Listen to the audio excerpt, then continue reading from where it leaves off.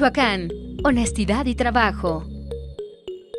Hola, ¿qué tal? Muy buenos días. Sean bienvenidos a esta sesión dedicada a la Semana de la Docencia de la Escuela Nacional de Estudios Superiores de la UNAM. El día de hoy nos acompaña la doctora Julieta Arizbe López Vázquez con el tema Publicidad efectiva, mecanismos argumentativos.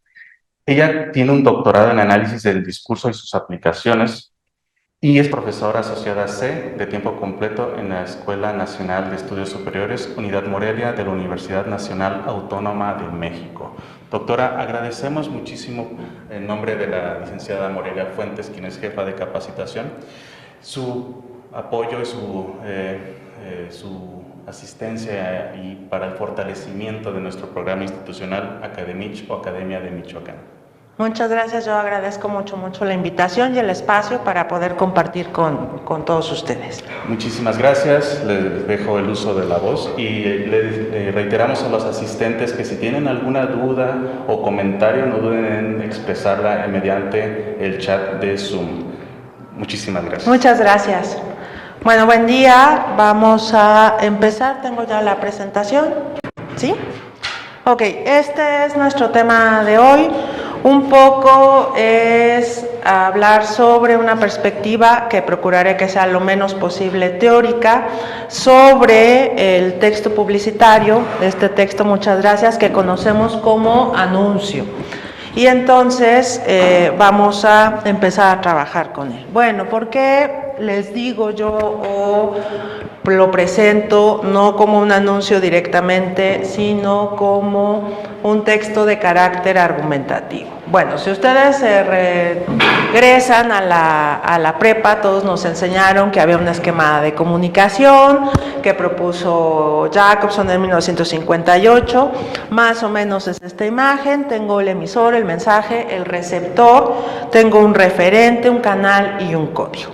Y en función de estos elementos de la comunicación, del esquema de la comunicación, tenemos funciones de la lengua. Tenemos funciones que utilizamos para esto. Bueno, si ustedes revisan este esquema, quiero decir claramente que no lo hice yo, que lo cogí de internet, como hay muchísimos, puede ser cualquiera, pero lo que necesitaba era ilustrar, ahí tienen la fuente.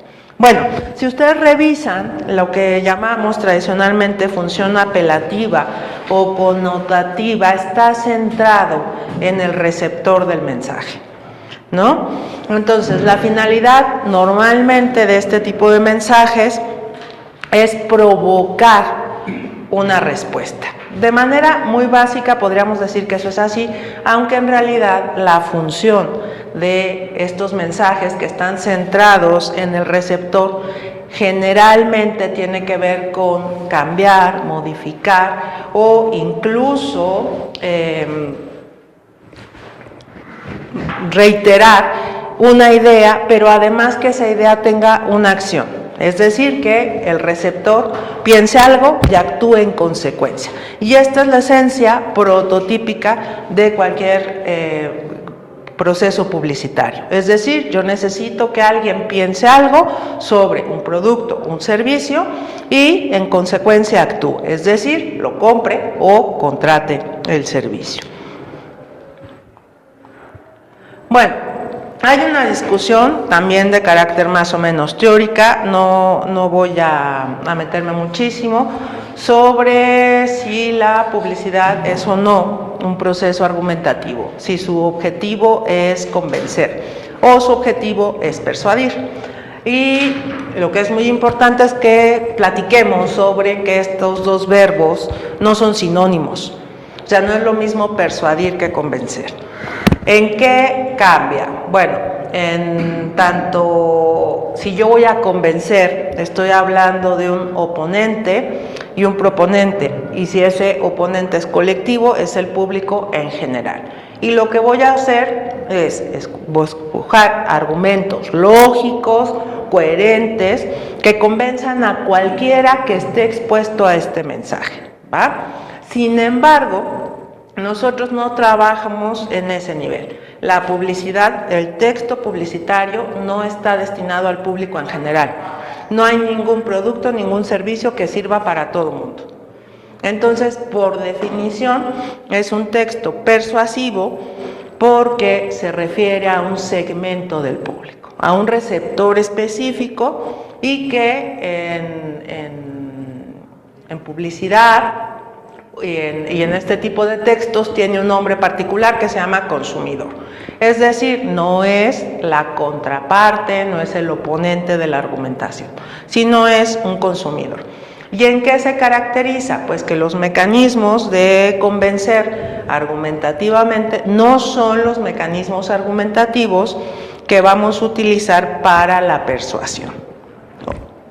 Bueno, ¿cómo vamos a establecer estos mecanismos? Bueno, lo primero que tenemos que distinguir es que la publicidad tiene objetivos y en función de esos objetivos vamos a hacer una clasificación de los distintos tipos de textos o distintos tipos de anuncios que son publicitarios, ¿no? Entonces, si lo que yo quiero es dar a conocer un nuevo producto o servicio, si quiero renovar la imagen de un producto, si quiero posicionar o reposicionar una marca o un producto, hablamos de publicidad informativa. Atención, aunque siempre decimos que esta información, esta publicidad informativa tiende a la objetividad, no significa que sea desinteresada. O sea, yo esta información la voy a dar, voy a ser lo más objetiva posible, pero no es desinteresada y sigue siendo para un público segmentado, para una cosa que llamamos público meta, que es este público específico de esta argumentación.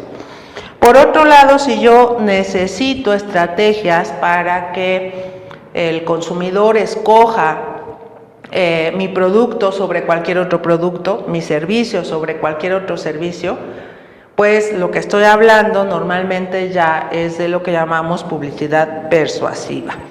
¿Y de qué se trata? De influir en modificar la conducta del consumidor. Fíjense porque esto es súper importante, pensar en que no le voy a cambiar la vida, o sea, eso no va a pasar. Lo que yo quiero, la conducta que yo quiero es que lo que antes le compraba a alguien, lo compra a mí. El producto que antes consumía, ahora consuma mi producto, el que yo fabrico. Que el servicio que yo otorgo sea yo el elegido. Esta es la conducta en la que nos centramos. Todo lo demás, voy a tener un producto que te va a cambiar la vida, pues suele ser como complicado. Ahorita lo vamos a platicar. Y luego tenemos una última, esta la pueden encontrar con distintos nombres, de manera general la vamos a llamar fidelizante. Y este tipo de publicidad se enfoca, estos textos argumentativos, estos anuncios, en conseguir un patrón de consumo. Es decir, que la gente tenga una reiteración, incluso que consumir mi producto, mi servicio sea un hábito. Y este es otro tipo de publicidad. Normalmente también la pueden encontrar como de refuerzo, o incluso en algunos textos más recientes como patrones de consumo. Pero en realidad pues es esto, yo lo que quiero es que el cliente que ya me conoce me siga comprando y tenga un patrón de consumo. Bueno, ¿qué vamos a entender entonces por anuncio? Bueno, esta definición es mía, entonces no tiene fuente porque yo soy su fuente. Y en realidad, como todas las definiciones, pues es un conjunto de características distintivas de este tipo de textos. Bueno, tiene la finalidad de persuadir al receptor, que ya dijimos que se llama consumidor, para que piense de una manera determinada y actúe en consecuencia. Aquí es súper importante que haga un paréntesis y este paréntesis sea con clarificar o evidenciar esa parte de compre un producto o contrate un servicio.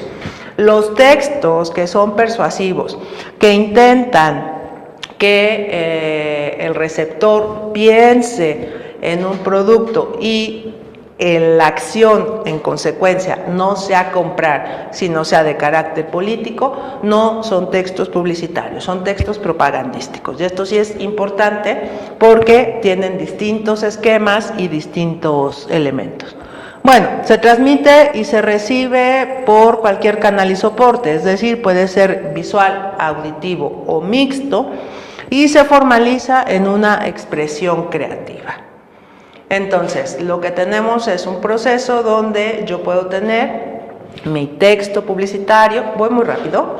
No. Ah, qué bueno, porque tengo esa mala costumbre de ir como si fuera volando.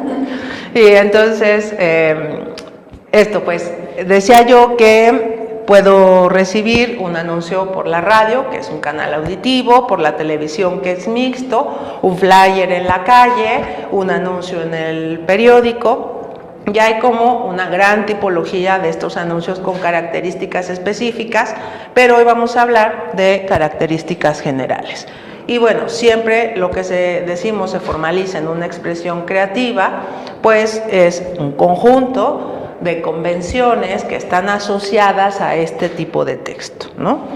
Entonces, más o menos de eso estamos pensando. Bueno, si decimos que tengo un texto con finalidad persuasiva, habría que pensar en cuáles son las clases de persuasión en las que el público vamos a centrar nuestras posibilidades de anuncio. Bueno, le identificamos tres formas más o menos generales, hay cosas intermedias o mixtas, pero de manera general tenemos estas tres formas, que es la forma racional, tiene que ver con argumentos lógicos o pseudológicos, y esto es súper importante. Fíjense, porque no necesito que sea un argumento totalmente lógico, no necesito que sea un argumento totalmente fidedigno, no necesito que sea un argumento lógicamente perfecto, de estos que soportan las tablas de verdad, aquellas de la prepa. Esos probablemente no. Lo que puede ser que sí necesita es que lo parezca, ¿no? Incluso lo puedo anclar a cosas que todos tenemos en la mente. Piensen en cualquier anuncio de científicos suizos aseguran que, ¿no? Y entonces, pues ni sé qué científicos, ni sé con qué estudio, ni cómo se hizo el estudio, pero parece que es lógico. Y este es el tipo de argumentos que vamos a clasificar en lo racional. Puede ser un argumento muy lógico que soporte todas las pruebas de la lógica, pero en la mayoría de los casos probablemente lo que nos interese sea un argumento pseudológico, es decir, uno que lo parezca.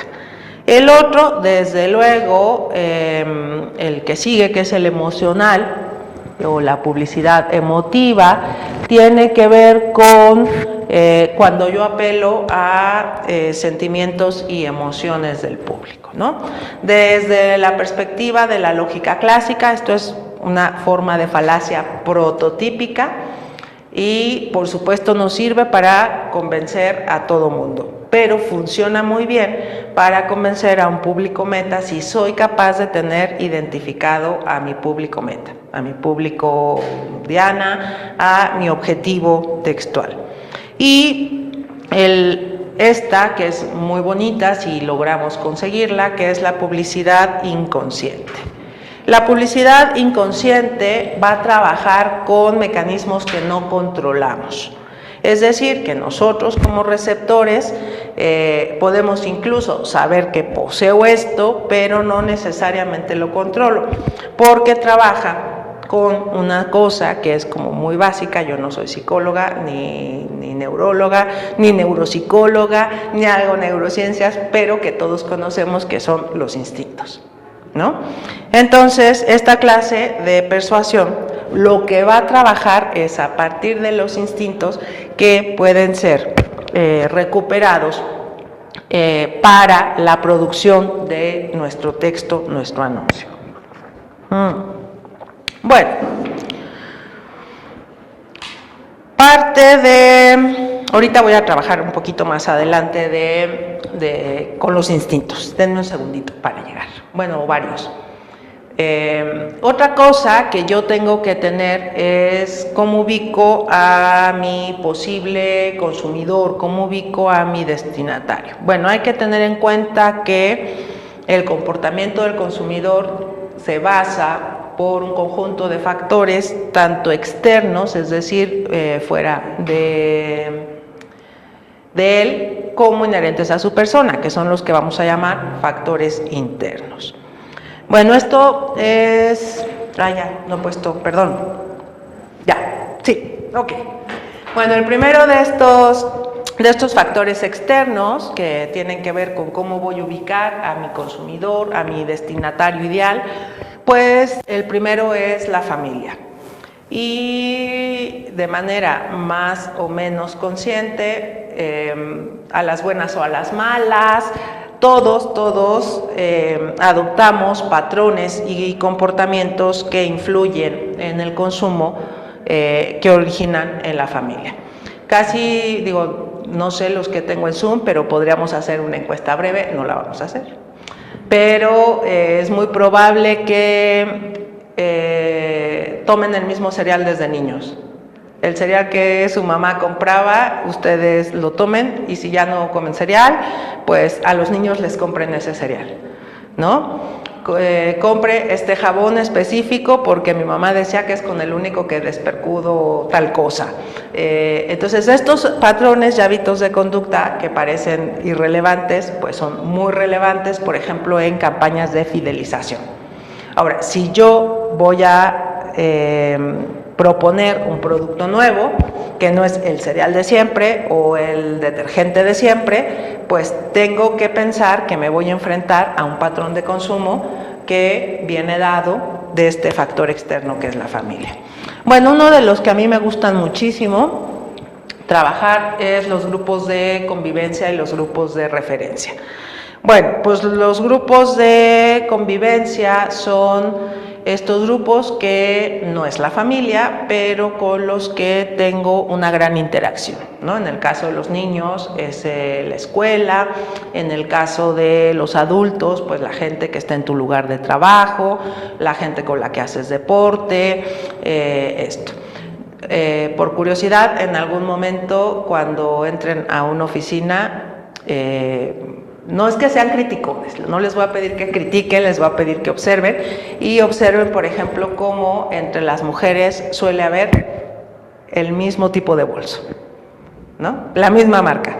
Esto es un patrón de consumo de grupo de convivencia, ¿no? Con los jóvenes, con los niños menos, pero el sector adolescente es muy interesante en grupos de convivencia. La gente que hemos trabajado con chavos jóvenes van como uniformados, ¿no? O sea, incluso si hay uno que es liderillo y se pone la capucha, al día siguiente todos te llegan con la capucha puesta. Este es el factor de grupo de convivencia y es un factor súper determinante también para el comportamiento, ¿va? Suele ser poco productivo para un proceso de fidelización porque más bien atiende a un proceso de modas, ¿va? También atiende a un proceso de modas el otro tipo de grupos, que es el grupo de referencia. Bueno, los grupos de referencia son aquellos grupos de personas que admiramos, con los que no convivimos, pero que nos interesaría relacionarnos, incluso de manera imaginaria, ¿no? Entonces, hay fenómenos, por ejemplo, musicales prototípicos también de la gente joven y ponen de moda unas botas y todo el mundo compra esas botas porque hay que imitarla, ¿no? Y también es muy productivo, por ejemplo, para introducir un producto, pero es un comportamiento poco permanente.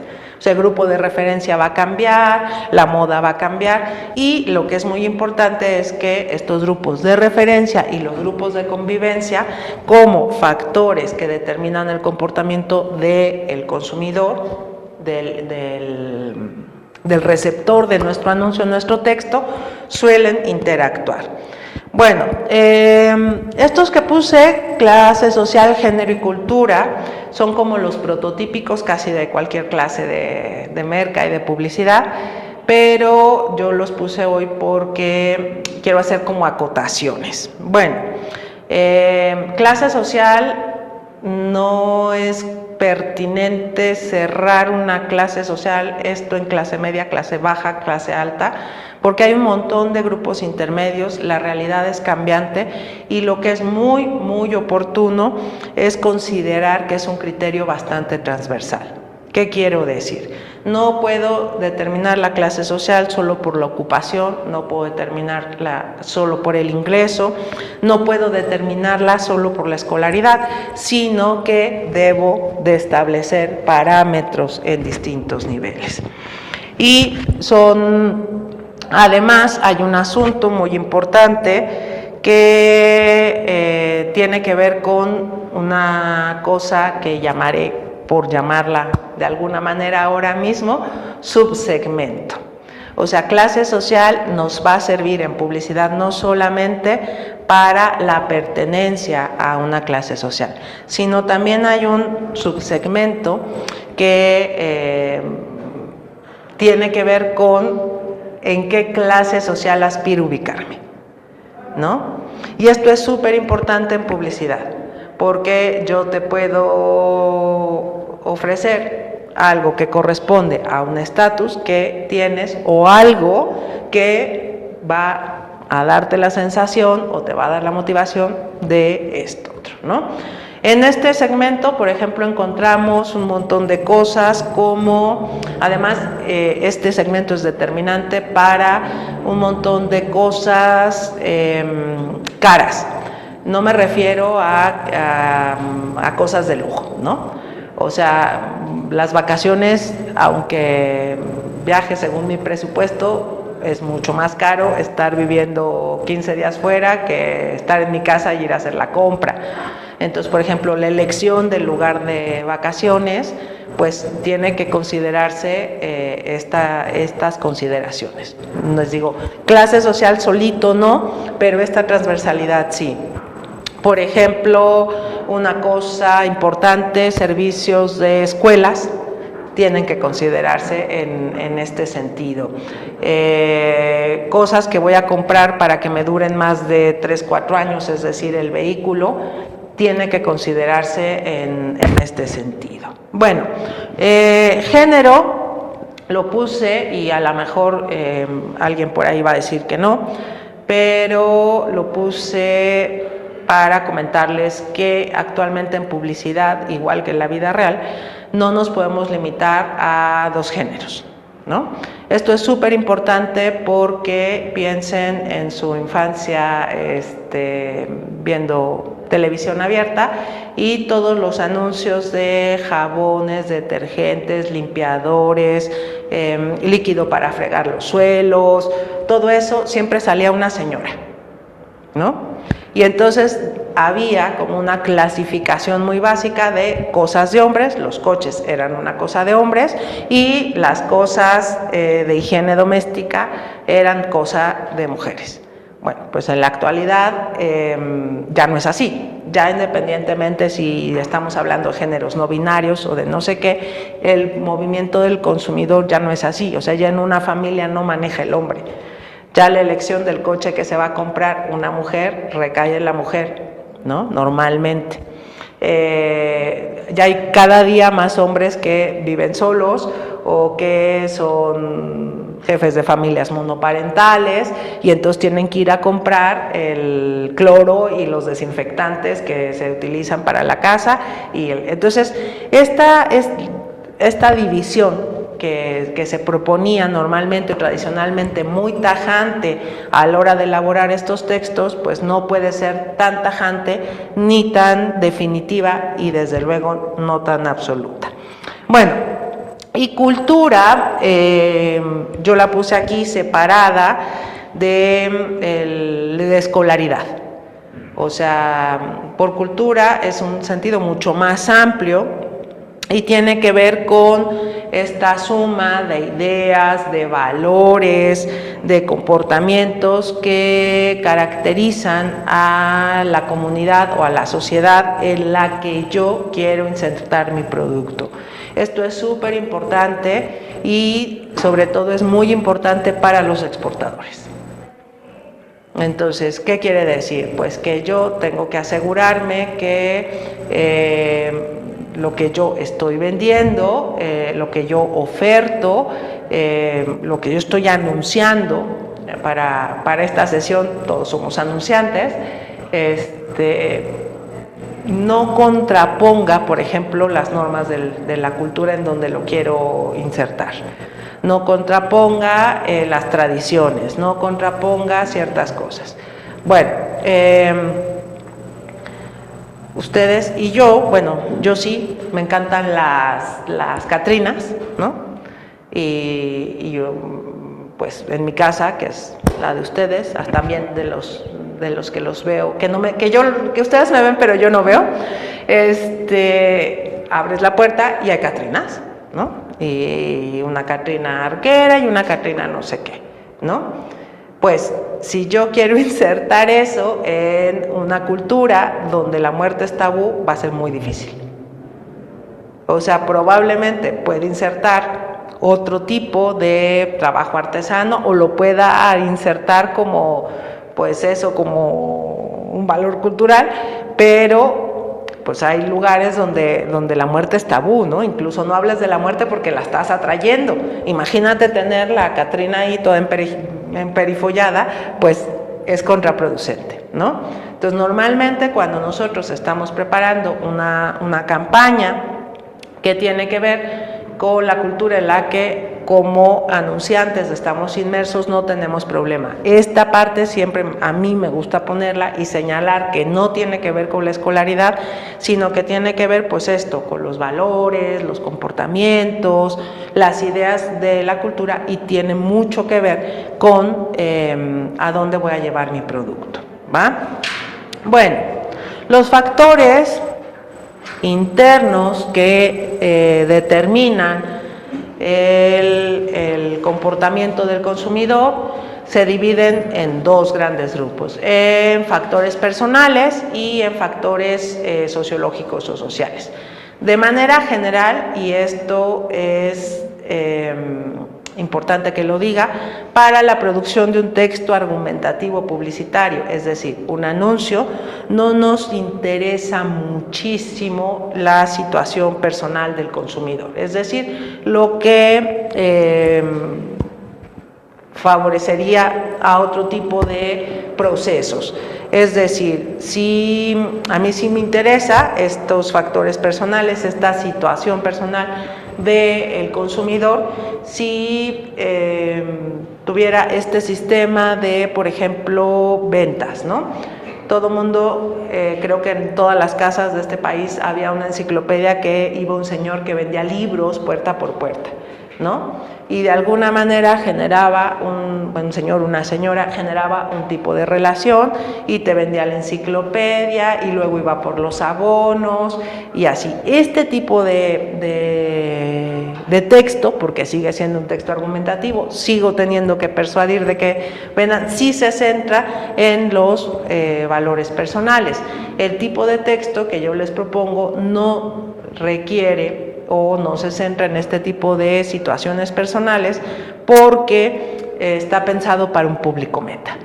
Es decir, un montón de características que me permitan agrupar una parte de la comunidad como público meta, es decir, aquel receptor que pueda consumir. Bueno, ¿cuáles son los sociológicos? Bueno, tenemos la percepción y y es un proceso mediante bastante empírico, es a través de los sentidos y donde yo recibo la información, ¿no? Y esto es el proceso más básico y tiene que ver pues con ciertos condicionamientos sociales y esto, ¿no? O sea, yo puedo más o menos percibir de manera, y esto es, bueno, voy a hacer como un comentario, yo puedo ver lo mismo que cada uno de ustedes, pero a lo mejor yo me fijo en algo que ustedes no. Entonces, es la variación que tenemos de la percepción y es algo que tenemos que considerar siempre en función de esto. Bueno, una vez que percibo, voy al siguiente proceso, que es el proceso de la generación de conocimientos, y es cómo la experiencia cambia el comportamiento de una persona. Es el resultado de la percepción. O sea, yo percibo algo y puede ser que cambie o que no. Incluso puede ser que lo que decida es no voy a cambiar por nada del mundo, ¿no? Además, tenemos la actitud, que es una predisposición que yo tengo hacia las situaciones, hacia las personas, hacia los objetos. Esta parte, la actitud, es el objetivo fundamental de cualquier proceso de persuasión, es decir, de cualquier proceso publicitario. ¿Qué quiero? Cambiar la actitud hacia un producto. Esto de cambiar la actitud no implica que la actitud sea negativa, simplemente el que hay un montón de cosas que se ofrecen y se ofertan en la ciudad, en el país, y yo ni siquiera sé qué son. El simple hecho de que consigas que me dé curiosidad, que digas, lo quiero probar, es un cambio de actitud. Esta es la parte donde siempre se va a centrar el texto persuasivo, un anuncio. Y luego hay una parte muy importante que ya, una vez que logro cambiar la actitud, que logro que te intereses, tengo que conseguir una motivación. Y esta es la razón por la cual el receptor de mi mensaje, mi consumidor, mi público meta, va a escoger mi servicio, mi producto. Esto no es tan fácil, o sea, aquí parece una lista muy rápida, lo conté como en 2 minutos. Entre medias tenemos varios procesos textuales, ¿no? Pero fundamentalmente les digo, nos vamos a centrar en la actitud, que puede ser, incluso ya es una buena actitud, la curiosidad, y la otra es en la motivación. ¿Qué me va a hacer escoger? Bueno, sobre la motivación, hay muchísimas teorías. Casi todas se recuperan en Merca, se recuperan en estudios de la persuasión, se recuperan en otras disciplinas desde la psicología.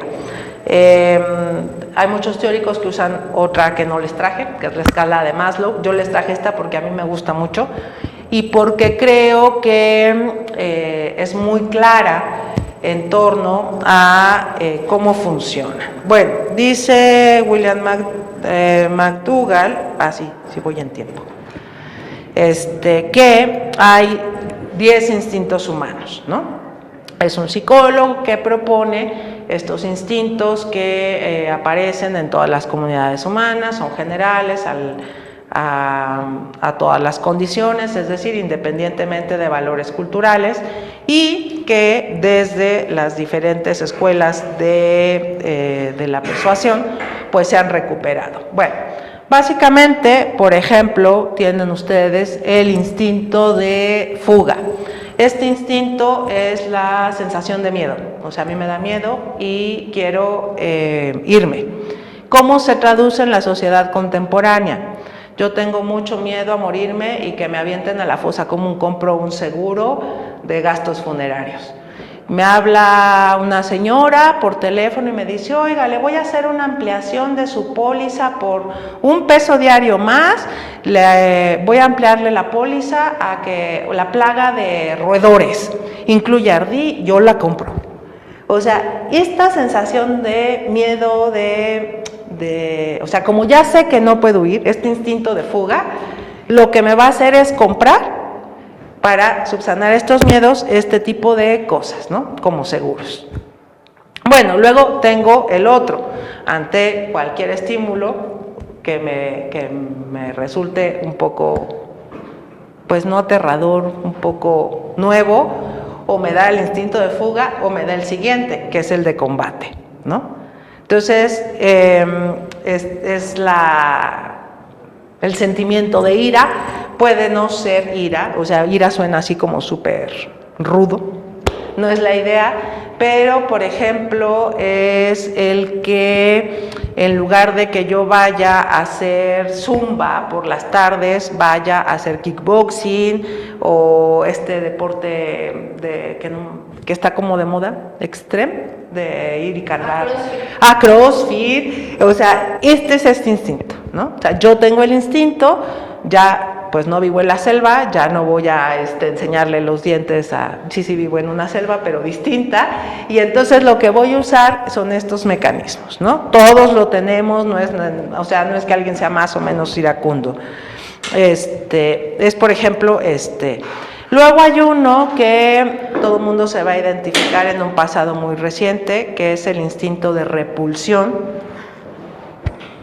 Es esta sensación de asco, repelús, miedo que tengo a ciertas cosas que me parecen enfermantes, contaminosas, horribles. Pónganse el caso de todas las cosas que compraron cuando estuvimos con el COVID, ¿no? Y entonces teníamos un desinfectante para el tapete de la entrada, ¿no? Llegaba y lavaba del súper las verduras con cloro, instinto, sí, ¿no? Y el gel que me ponía en las manos, y antes de darle el beso a mi hija que la recogía de la escuela, le lavaba la carita con una toalla desinfectante que mata el COVID. Todo este conjunto de productos tienen que ver con eso, ¿no? Eso de me subo al coche y huele feo y entonces voy y compro, o sea, este instinto de repulsión. Sí suele ser más o menos caracterizado por valores culturales. Es decir, a mí no se me ocurre en qué contexto me comería un taco de cucarachas, pero sí me comería con mucho gusto uno de chapulines.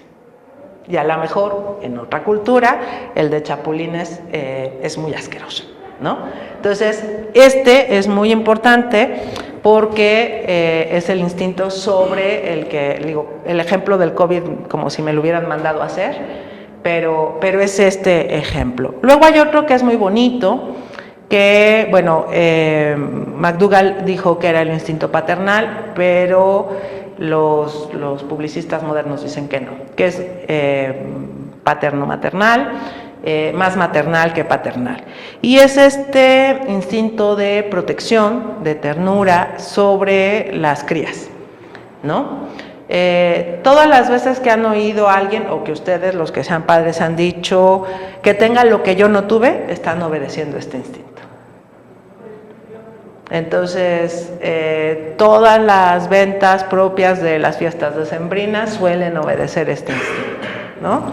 Entonces, pues se puede explotar con mucha facilidad, y si ustedes más o menos lo piensan, puedo incluso combinar dos cosas, ¿no? Yo puedo combinar el instinto de repulsión y por qué las mamás vamos y compramos 85 champús para el pelo del niño, ¿no? Uno que para los piojos, uno para que el pelo le brille, uno para, o sea, la combinación de dos instintos. Bueno, hay uno que es maravilloso, que yo peco de él constantemente. Ya sé que esto no es el confesionario, pero a mí me gusta mucho, que es el instinto de la curiosidad.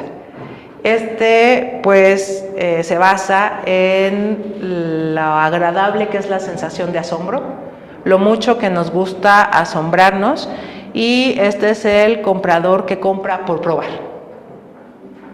O sea, sí, o sea, voy a probar esto nuevo, voy a ver si funciona, voy a ver si incluso, por ejemplo, piensen en la última vez que fueron a comer con gente que conocen. Hay gente que quiere ir al mismo restaurante porque quiere comer el mismo plato siempre. Ya hay gente que escoge ir a, mientras más rara sea la comida, más exótica, más nunca vista, es este consumidor, el que o sea, de hecho, que le gusta esta sensación de asombro, ¿no? O sea, a lo mejor no me gusta, pero lo que quiero es asombrarme, le resulta gratificante.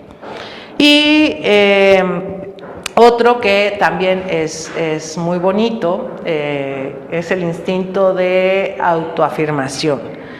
Esta es la emoción que me produce el orgullo, el que ahora en los libros de otro tipo de textos aparecería como autorrealizarme, el de sentir que ya lo logré. ¿Quién es este comprador? Pues es este comprador que compra por comprar, porque lo que le gusta es comprar, es el que le gusta tener, es el que si ahorita vamos y le abrimos el armario, tiene ropa sin estrenar, que fue y compró un vestido, para si algún día lo van a invitar a una boda, porque seguro lo van a invitar, o una corbata.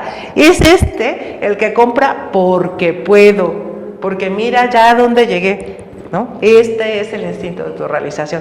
Y esto, pues por supuesto, imagínense si combino el instinto de curiosidad con el de autoafirmación, exacto, ¿no? Tengo un texto súper efectivo. Bueno, ¿qué otro? Hay uno que es prototípico de ciertos grupos etarios, que es prototípico de los jóvenes, que es el de autohumillación. Yo como me lo estoy viendo en mi propio acordeón, no les cambio, perdónenme. Bueno, el de autohumillación es con estos grupos de referencia de los que estuvimos hablando, y con los grupos de convivencia, pues tiene que ver con sumisión. Y entonces yo compro o uso o consumo lo que usa el líder de la manada, lo que usa esta persona a la que admiro, ¿no? Entonces, es un sentimiento de sumisión que no estoy diciendo que sea bueno ni sea malo, ni váyanse corriendo a un asunto a terapia, digo, sí, si lo necesitan, pero es también cómodo, ¿no? O sea, es también cómodo ser alguien sumiso, que en una manada, sobre todo en un grupo, ya les digo, es muy común en jóvenes, no requiere mayor cosa que decir, sí, ¿qué vamos a hacer?, ¿no? Y entonces lo que hago es este consumo, que es del que hablamos hace ratito, donde hay una moda porque le impone Bueno, hay el instinto de reproducción y pues tiene que ver con la emoción del deseo sexual.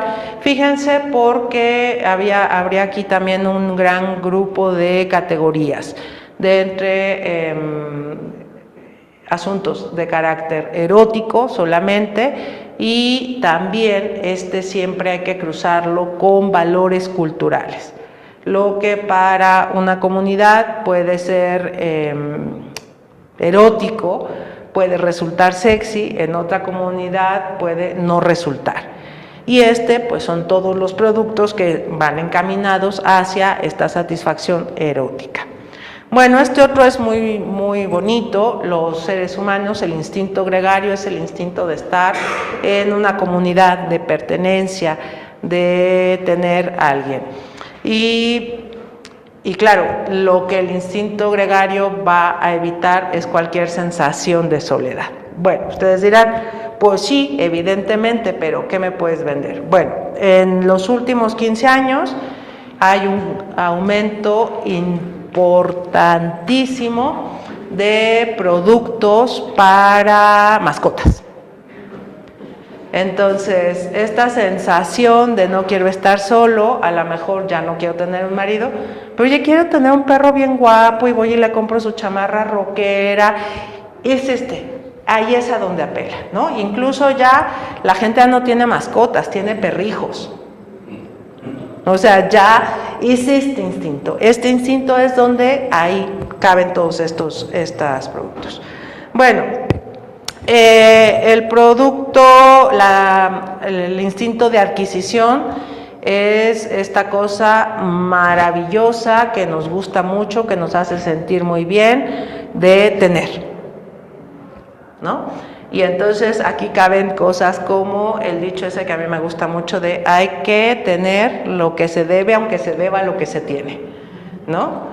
Entonces es todos estos productos que suelen ser suntuarios, que son para presumir, o sea, es la elección no entre el teléfono que me sirve para mandar WhatsApps y correos, que es lo que yo hago, sino el que tiene una cámara con la que voy a hacer una película, que no voy a hacer, pero la podría hacer si quisiera. Es esta, ¿no? Es la elección entre un pantalón de 3,000 pesos y un pantalón de 300 pesos que me va a servir para lo mismo. No me va a servir para lo mismo porque, ¿no? Con este me veo hasta más guapo o más guapa o esto. Es este instinto. Luego hay un instinto que es el instinto de construcción, también lo van a encontrar como de anidación, y que, en algún momento de la vida empezamos a pensar en tener casa propia, ¿no? Incluso yo he visto muchos memes de, ya estoy dando el viejazo, quiero hipotecarme. Es este instinto, ¿no? El instinto de construcción de nido, ¿no? que es muy básico, muy animal. Entonces todo lo que tenga que ver con decoración, con modificaciones, hay gente que vive cada año, hace una reforma en su casa, y ahora cambio el baño, y ahora cambio el piso, y ahora le pongo alfombra, y ahora le quito no sé qué, es este instinto. Y bueno, pues hay el instinto de alimentación, que tiene que ver con el repudio a la sensación de hambre. Odiamos la sensación de hambre, todos los seres vivos la odiamos, pero que a mí me gusta mucho cuando estamos pensando en ofertar servicios alimentarios, el que veamos con quién lo podemos combinar. Yo puedo ofrecer un menú muy tradicional, ¿no? Y puedo ofrecer un menú de tacos exóticos, de no sé qué, que a lo mejor lo puedo combinar con este público meta que no solamente va a matar el hambre, que le interesa más la curiosidad. Entonces este es más o menos lo que tiene que ver con la motivación en el consumidor. ¿Por qué estoy dándoles un poco la vara con el consumidor? Acuérdense que el objetivo de todos los textos publicitarios, se llaman anuncios, es motivar. O sea, es este proceso donde a través de mi texto tú vas a cambiar tu actitud y vas a contratar o comprar. Bueno, ya otra vez me quedé sin esto. Bueno, hay un asunto súper importante y por eso ya no les recuperé el esquema grandote porque ya no me hace falta. Pero si quieren me regreso. De manera general, cuando nosotros aprendimos los esquemas comunicativos, vimos que había alguien que emitía el mensaje, ese alguien solito lo codificaba. Si se acuerdan, en el esquema anterior teníamos código y canal aquí, y había un receptor. En el caso de la publicidad, esto no es así. El emisor, el anunciante, no codifica el texto. Generalmente recurrimos a los servicios de un publicista. Y es donde puede funcionarnos o no. Una de las cosas que es muy importante o que a mí el día de hoy me interesa dejarles muy claro, es que el publicista, sea bueno o sea malo, lo que no es ni mago ni adivino, ¿no? Entonces, en realidad, el publicista que está aquí entre el emisor y el mensaje, o sea, es el textor, pero es el textor de unas ideas, que maneja mejor o peor unas técnicas, pero él tiene que tener esta parte que le tiene que dar el emisor del mensaje, ¿no? Normalmente nosotros no usamos textualizadores, o sea, yo tengo que mandar un correo, pienso lo que voy a poner y yo textualizo lo que yo quiero, ¿no? Este tipo de textos se caracteriza porque hay un textualizador que no es el emisor del mensaje, que no es el anunciante. Y esto es súper importante porque muchas campañas suelen tronar en este momento. ¿Qué quiero decir? Pues yo voy a algún lugar y le digo, oye, me interesa aumentar mis ventas y tal. Y me hacen una campaña y a mí no me gusta el anuncio, ¿no? Pues ya no lo compré, ya no lo pagué, o digo, bueno, pues a ver si funciona, pero yo sé que hay algo que no funciona, pero no sé cómo se llama ese algo, no nada. O en otros casos, estaba yo hablando hace un tiempo con un publicista que tenía un gran archivo de pretextos guardados, ¿no? Y llegaba la gente y le decía, mira, quiero que me hagas un flyer y una tarjeta de presentación, que aquí tenga morado, que aquí tenga rojo, que aquí tenga una foto de una muchacha. Pero ¿y por qué? No, pues así lo quiero, o sea, nomás quiero que me lo hagas, ¿no? Entonces, esta parte es súper interesante de trabajar, pero además es muy importante que ustedes, si van a contratar a alguien profesional, y normalmente hay que hacerlo, porque, o sea, pues el que haga un video de TikTok no necesariamente es un anuncio televisivo, el que yo medio mande una invitación para mi cumpleaños no me hace diseñador gráfico, aunque hay 1000 aplicaciones y 1000 programas, sí es pertinente que, sobre todo, si voy a hacer una inversión, pues haga la inversión completa y contrate a estos textores, ¿no?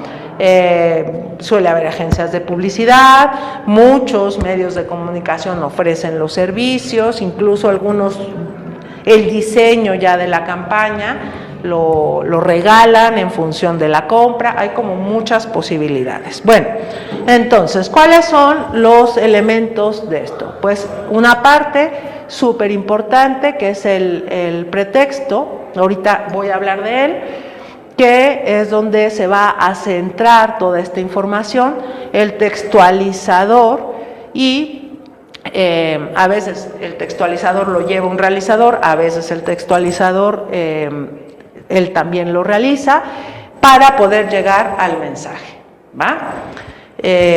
¿Cuál es de manera general una estrategia que puede resultar exitosa?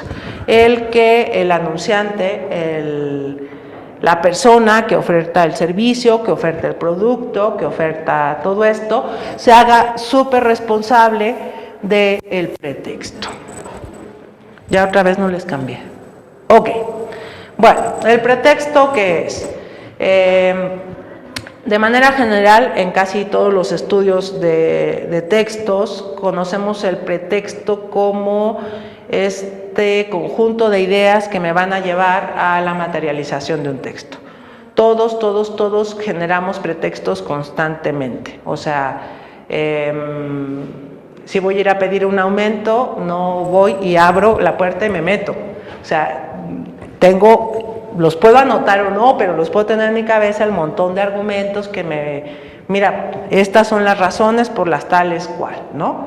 Si me le voy a declarar a alguien, pues no es al primero, o sea, ¿no? Y además, pues ya sé que le gusta y a lo mejor le llevo un regalito. Todas estas estrategias anteriores, todas estas condiciones, es lo que vamos a llamar pretexto, ¿va? De manera general, para que un anuncio o un cuerpo de anuncios o una campaña completa sea exitosa, el éxito depende del pretexto. En las compañías muy grandes, pues hay departamentos de comercialización, de marketing que se encargan de esto, ¿no? En las compañías pequeñas o en los pequeños emprendimientos, pues al emprendedor es al que le toca centrarse en este pretexto. Bueno, el pretexto parte de, tiene varios elementos. Yo traje como un esquema muy general, pero con los requerimientos mínimos. Lo primero que tiene que tener es una presuposición, es tener muy claro qué estoy vendiendo. Hay diferencia entre vender jabón y dermoprotector, ¿no? O sea, si yo te estoy vendiendo un dermoprotector, estoy hablando ya de un segmento de ciertos públicos, ¿no? Si te estoy vendiendo jabón, pues a lo mejor, sí, cualquiera, ¿no? Pero luego además tengo que tener muy claro yo, para que el textor lo pueda hacer, cuál es la motivación. Me vuelvo al ejemplo. Yo me lavo la cara con un dermolimpiador y ¿qué pruebas tengo? Bueno, pues tiene alcalinidad neutra, tiene elementos de origen natural, contiene aceite de no sé quién, vitaminas de no sé quién, ¿no? Pero a lo mejor un jabón, yo el apellido que te le quiero poner es antibacterial, ¿no? O ahora mismo antigérmenes. Y ahora, o sea, en pruebas mata el 99% de los virus. El del COVID no, pero si te hace ilusión los otros 99 sí. Entonces este es el tipo de mecanismos que tengo que tener muy claro, ¿no? O sea, en realidad, ¿qué estoy vendiendo? Y otra cosa es qué me interesa, qué sensación quiero transmitir, a qué parte de mi segmento del público quiero apelar, quiero llegarle por la razón, quiero llegarle por la emoción y cómo lo quiero hacer. Y este es como un esquema general. ¿Mande? ¿Cómo eliges? Ahí voy. Llegar a... Ahí voy. Este es como el esquema general que va a aparecer, por ejemplo, aquí, ¿no? Entonces, para yo poder resolver estas preguntas generales anteriores, pues tengo que resolver preguntas importantes. Fíjense, porque esta es como la parte que yo considero interesante de esta plática, espero que ustedes también, y es enfatizar esta parte donde no hay texto útil, por bonito que sea, por bonito que esté la cancioncita, por lo bien que se cante, si no llego a quien tengo que llegar, ¿no? Puedo gastar muchísimo dinero, puedo mandar a hacer una canción, puedo que la canción una orquesta, lo que ustedes quieran, ¿no? Y normalmente es el anunciante, el productor, el emprendedor, quien conoce a su público, ¿no? El publicista pues puede incluso cometer errores como el que les decía, ¿no? Género, jabón, señora, pues no, o sea, el otro día alguien me tocó, pero además me hizo gracia porque no era alguien mayor, era alguien joven, y decía, es que claro, ¿por qué venden cremas para hombre? ¿Quién compra eso? Pues mucha gente que tú, pero tú no, ¿verdad? Entonces no puedes determinar que los productos de cuidado de la piel solo son para mujeres. Bueno, entonces, ¿qué es lo que vamos a tener súper importante? Pues que definir un consumidor objetivo. Este consumidor objetivo es una persona ideal que de alguna manera nos va a servir como paradigma de un grupo. Normalmente, y esto es muy importante, pues nos vamos a centrar en estos asuntos que tienen que ver, ya hablamos, con la clase social, no esta clase determinada, sino esta transversalizada. Por ejemplo, es muy importante el hábitat, ¿no? Donde vive, donde trabaja, su estilo de vida y sobre todo las actitudes, ¿no? O sea, ya tiene una predisposición a comprar dermolimpiadores o tengo que cambiar hasta ese chip, tengo que convencerlo que deje de lavarse la cara con jabón antibacterial y compre un dermolimpiador. Y luego tengo también que pensar en cuáles son los beneficios, acuérdense de estos 3 niveles que platicamos al principio, de racionales, emocionales y sugestivos para esta persona. Es decir, cómo lo puedo motivar, cómo puedo apelar a sus emociones y cuáles serían los argumentos racionales o pseudo racionales, ¿se acuerdan que dijimos que podían ser racionales o solo parecer racionales, que yo puedo utilizar con esa persona?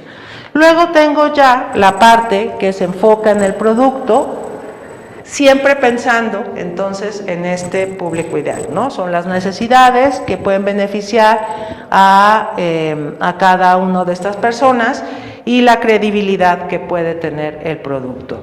Fíjense porque esto de la credibilidad es súper importante. Esto de la credibilidad está vinculado a lo que en algún momento hablamos como valores culturales. Hay un montón de información, ahora mismo hasta en las escuelas hay una materia que vuelven aquel anuncio del Seguro Social de mídete, ejercítate y no sé qué, pésate, mídete y no sé qué, ¿no?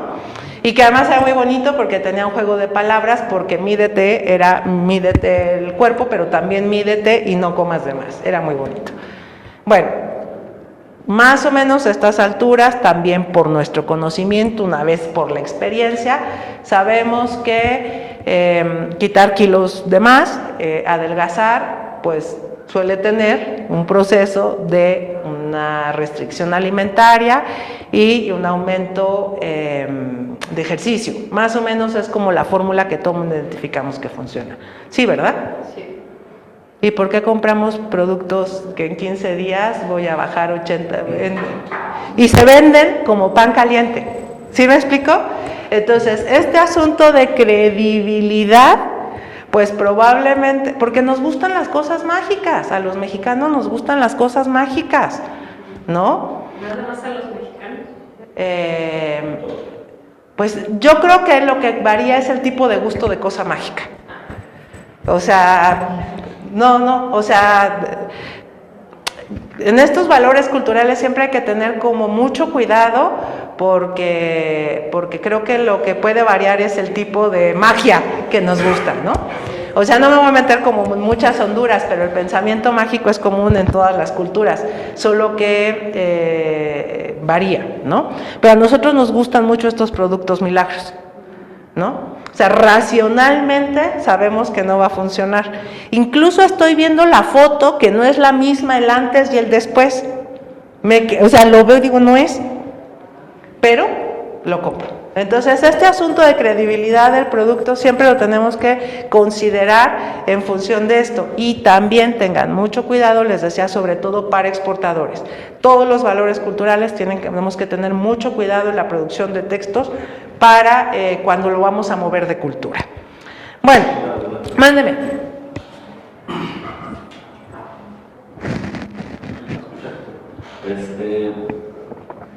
Ahí tengo un poquito de historia con este argumento que está diciendo usted. Bueno, no, ahí con usted no es lo que es.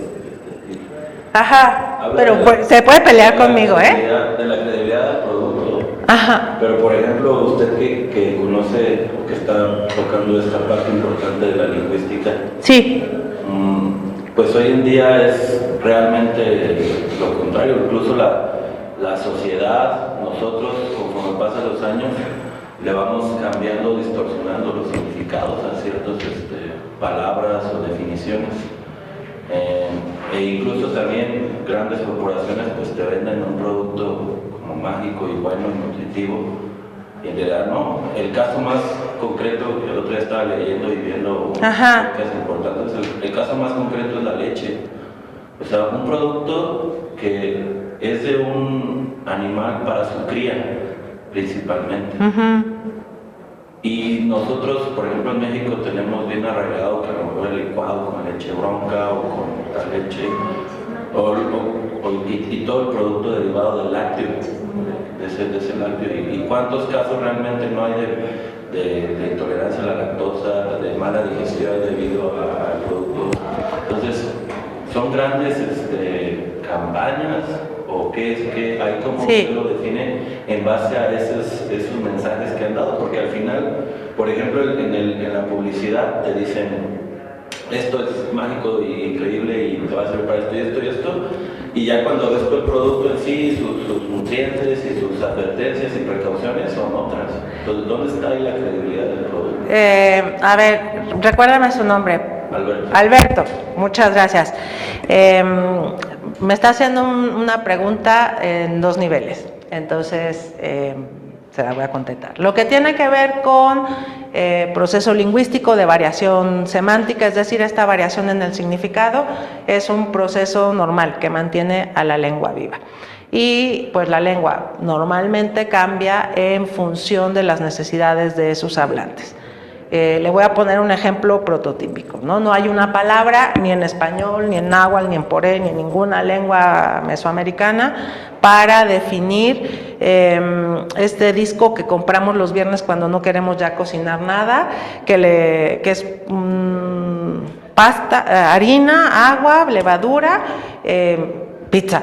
No tengo una palabra, si no tengo que empezar a decir, este disco de harina, no. Entonces me traigo el producto y me traigo la palabra y entra al léxico y mientras el hablante lo necesite, eso va a pasar. Lo otro que me preguntó, que tiene que ver con lo de la leche, es un proceso que no obedece tanto a la lingüística. Bueno, sí obedece a la lingüística, pero obedece a un nivel, vamos a llamar, mucho más cercano ya a fenómenos del contexto, que es el del discurso, ¿no? Entonces, el asunto con los procesos discursivos es que están profundos, no es solamente lo que digo, sino todos estos elementos que permiten que un discurso modifique una acción, ¿no? Entonces, seguramente eso que dice usted, yo tengo prácticas y las veo con mucha claridad, es esta idea de leche bronca. Yo creo que a todos en algún momento de la vida nos mandaron con un licuado así viscoso que tenía de todo lo que mi mamá tenía en ese momento, fruta, plátano, cereal, ¿no? Así, porque se pensaba que era súper nutritivo, ¿no? Ahora usted me dice, claro, racionalmente es algo que pues produce una especie animal para su cría, y claro que por supuesto que además yo no soy una cría, ¿no? Pero si usted lo piensa, hubo un montón de campañas que reforzaron el discurso, que me dijeron el calcio, ¿no? Exacto.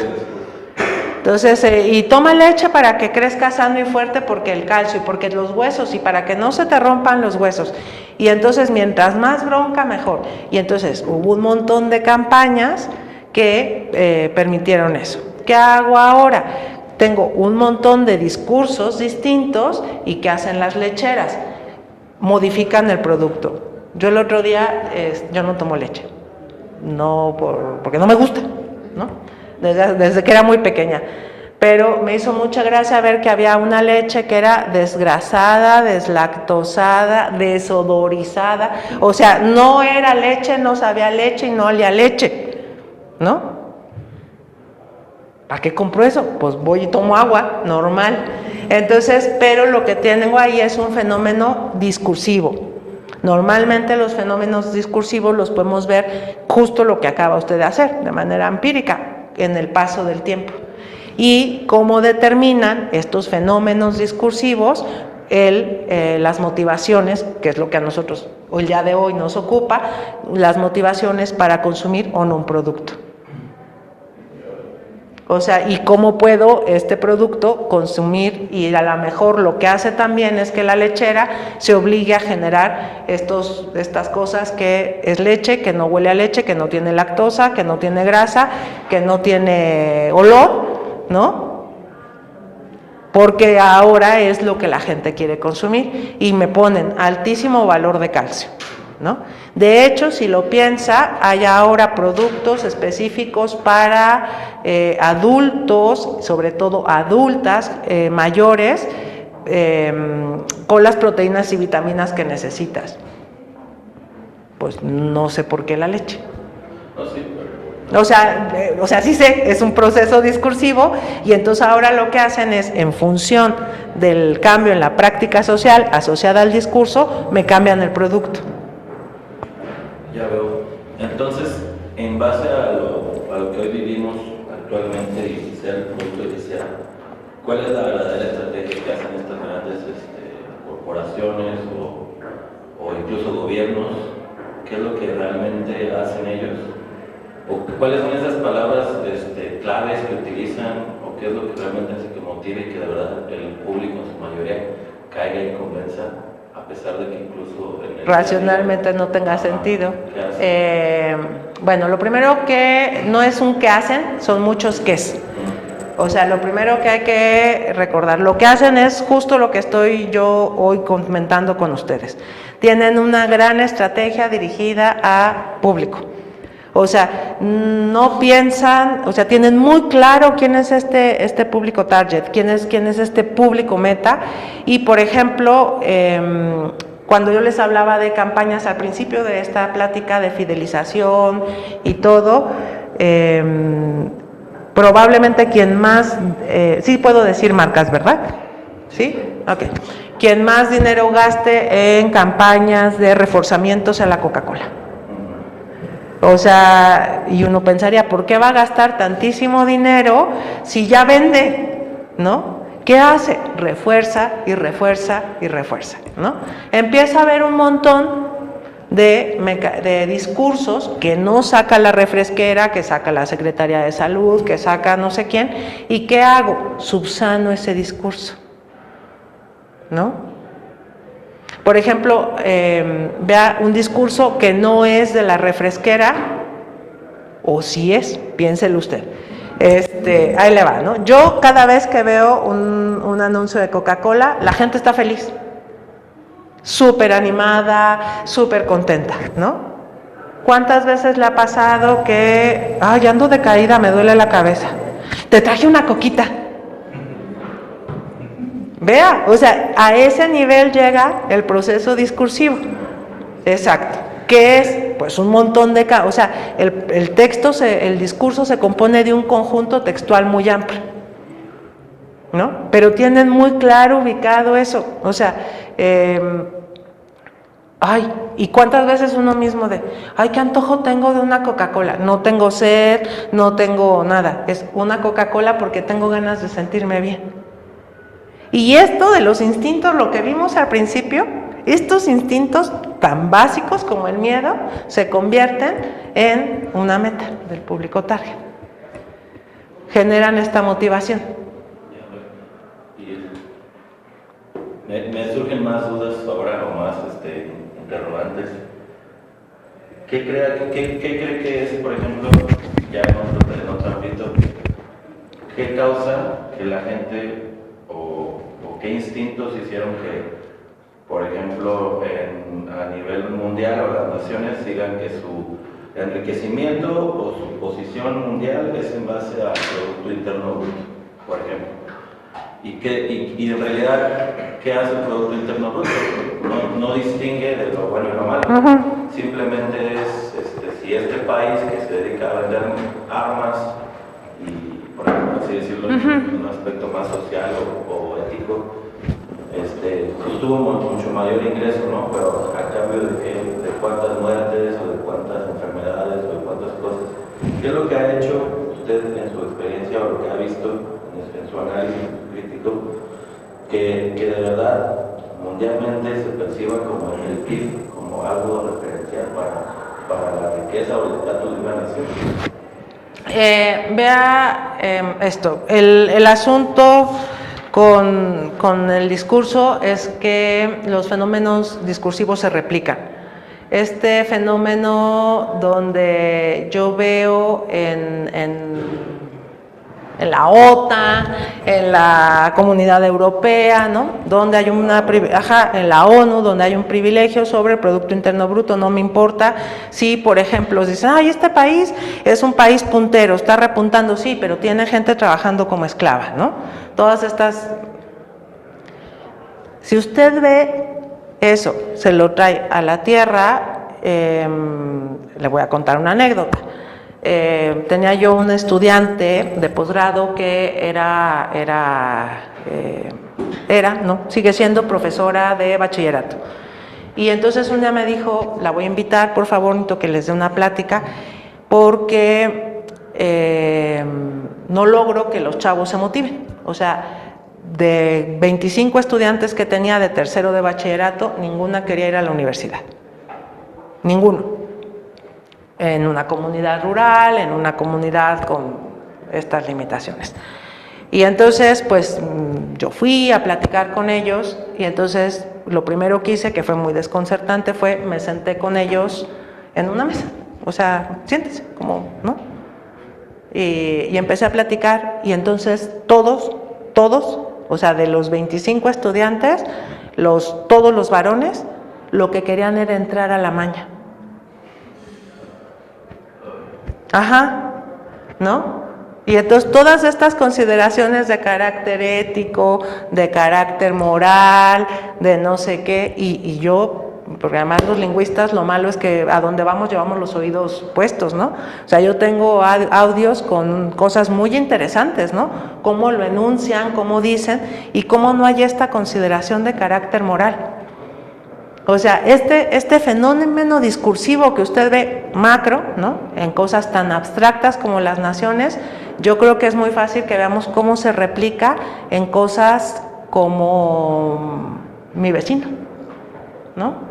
O sea, yo manejé 20 minutos para llegar a la comunidad donde estaba esta escuela.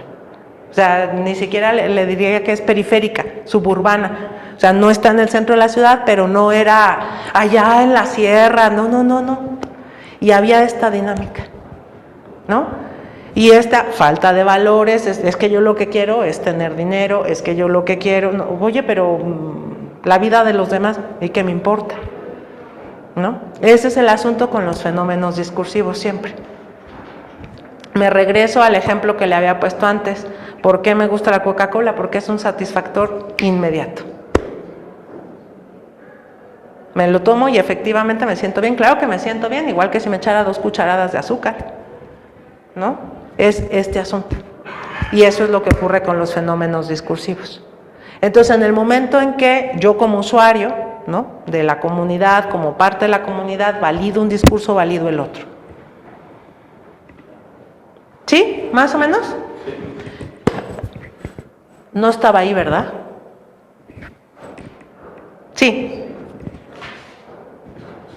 Espérenme porque ya me descuadré yo. Ok, bueno, las motivaciones a usar el producto, pues tiene que ver con esto de explicación de los beneficios, de la credibilidad del producto. Aquí tengo que aclarar que cuando yo hablo de pseudoargumentos, no estoy haciendo consideraciones de carácter moral o ético. O sea, puedo decir, no, mi publicidad va a ser ética, ¿no? Y yo lo puedo decidir como proponente. Y una propuesta de venta, que es por qué elegir nuestro producto o servicio.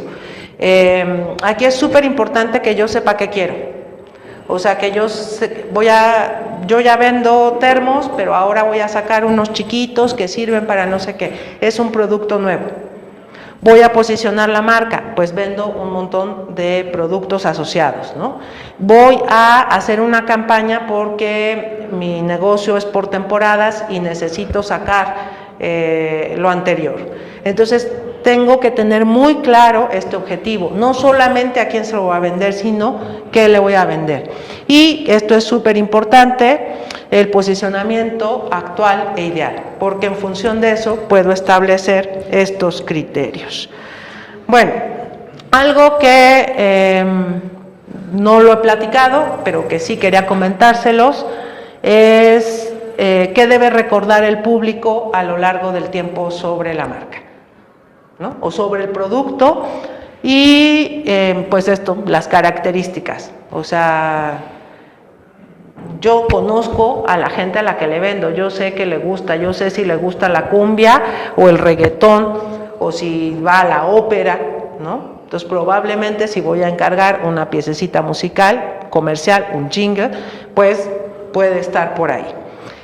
Y bueno, la estrategia creativa tiene que ver con estos anuncios, que pueden ser uno o varios, que se van a basar en las necesidades del consumidor. Es decir, yo ya conozco al consumidor, yo ya sé mi producto, ya sé para qué va a usar mi producto, ya sé a qué parte de sus instintos, de sus necesidades.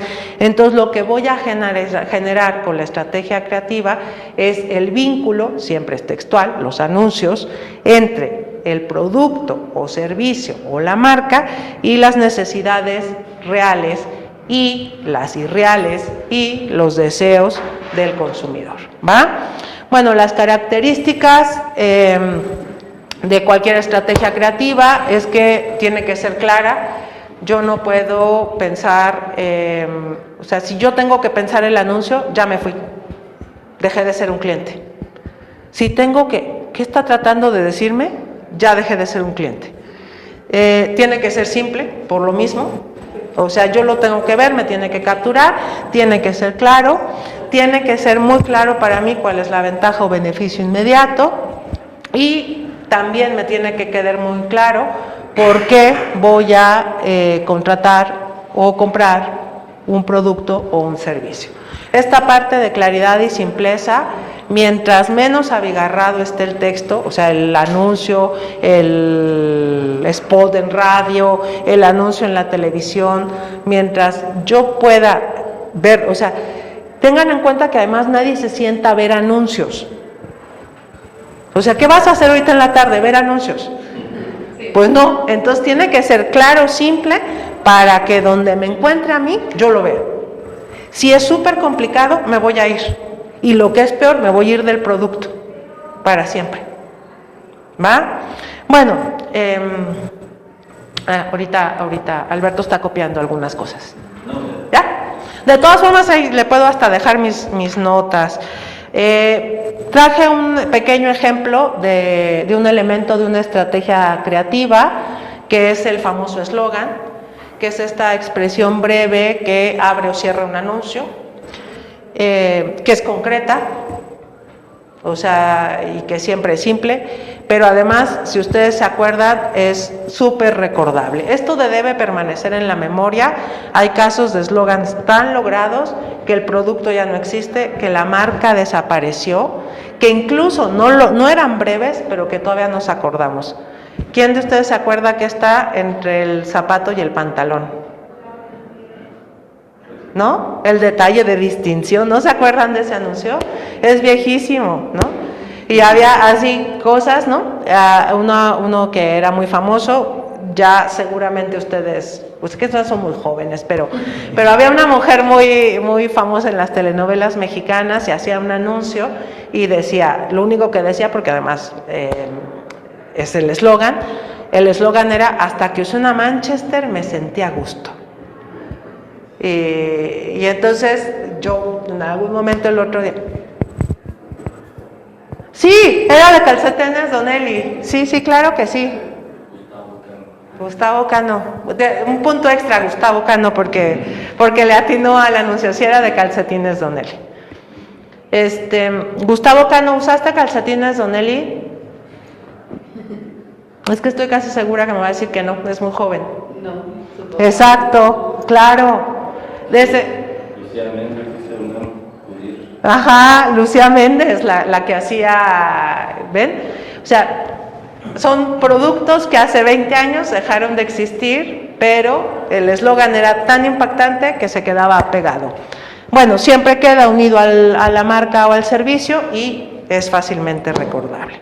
Bueno, este es más o menos, puse el eslogan como esta parte del texto publicitario, un poco para que se den una idea, y cómo la estrategia entonces, siempre cuando ustedes les ofrezcan un anuncio, cuando ustedes les ofrezcan una campaña, siempre piensen que la función es lograr esta persuasión en un público meta. Si no lo logran, por más bonito que esté, por los colores más bonitos, por el papel más chulo que les pongan, retraigan al locutor a quien ustedes quieran, probablemente sea poco productiva, ¿va? Entonces, bueno, pues esto era lo que yo quería conversar hoy con ustedes y no sé si tengan alguna duda, comentario o aclaración. Mándeme. Doctora, ¿qué tal? Muy buenas tardes y muchas gracias por esta ponencia tan enriquecedora.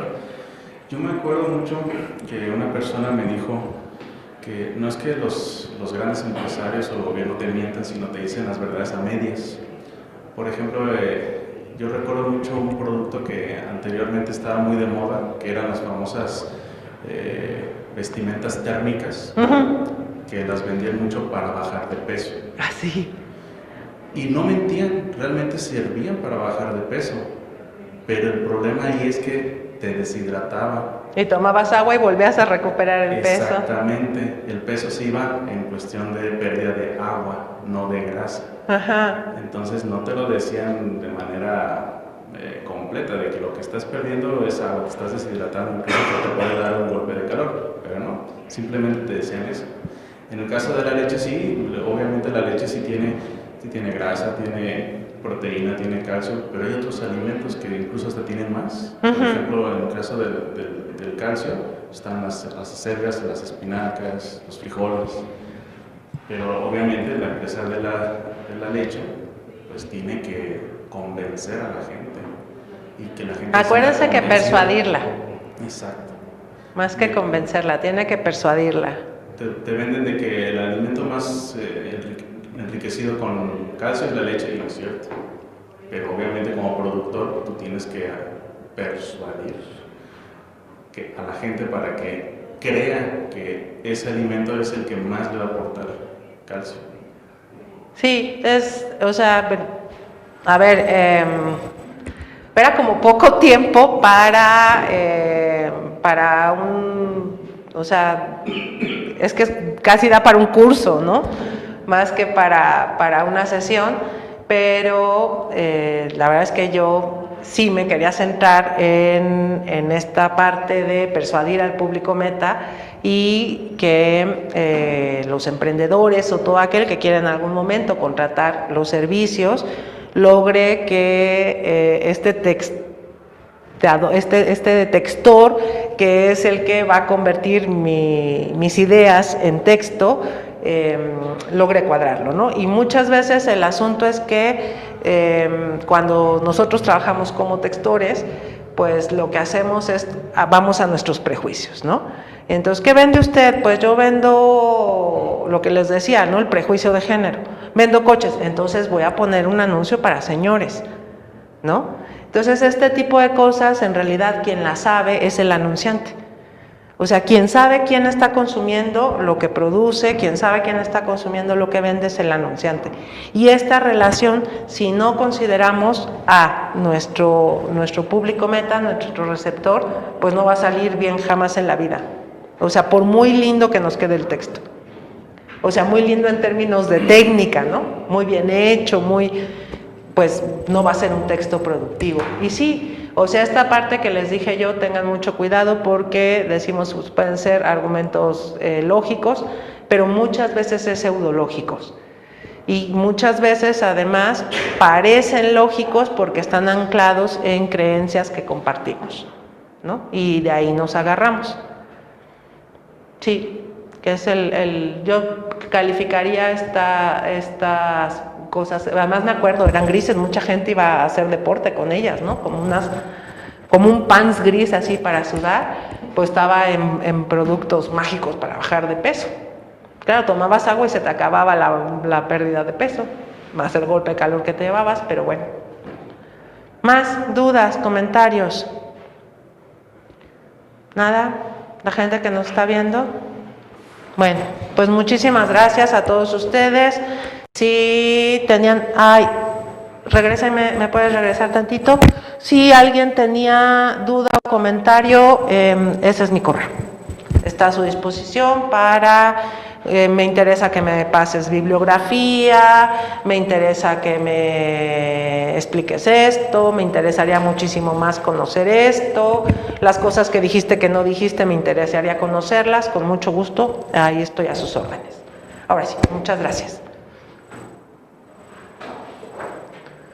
Muchas gracias Gaby, muchas gracias a Pérez, a Gustavo Cano que nos hizo la clase, a Unam Nudir que nos dijo quién era la estrella. Muchas gracias a todos. Doctora, muchísimas gracias por aportar esta información tan valiosa en cuestión de los discursos para la publicidad efectiva. Quiero darle el reconocimiento que tiene el gobierno del estado para usted, que Muchas dice gracias. así. El gobierno del estado de Michoacán, a través de la Secretaría de Desarrollo Económico, otorga el presente reconocimiento a Julieta Arisbe López Vázquez por su valiosa intervención como ponente en la Academia de Michoacán, bajo la ponencia Publicidad Efectiva, Mecanismos Argumentativos, realizada el día 29 de noviembre de 2023. Este reconocimiento tiene la firma de nuestro titular de la Secretaría de Desarrollo Económico, el licenciado Claudio Méndez Fernández. Muchas gracias, muchas Le agradecemos gracias. bastante a nombre de la licenciada Morelia Fuentes, que es la jefa del Departamento de Capacitación y Desarrollo de la Microempresa de aquí de la Secretaría de Desarrollo Económico, y esperamos que nos pueda acompañar en un futuro no muy lejano para complementar estos temas que, como usted bien dice, dan para mucho que hablar y mucho que discutir. Sí, muchas gracias. Agradezco mucho la invitación, no solo a mi persona, sino la invitación a la Escuela Nacional de Estudios Superiores, y desde luego estaremos siempre dispuestos a compartir y a colaborar con ustedes. Muchísimas Muchas gracias. Y al público presente los esperamos el día de mañana. Vamos a continuar con esta semana de capacitación dedicada al talento docente de la Escuela Nacional de Estudios Superiores de la UNAM, Campus Morelia. Muchas gracias.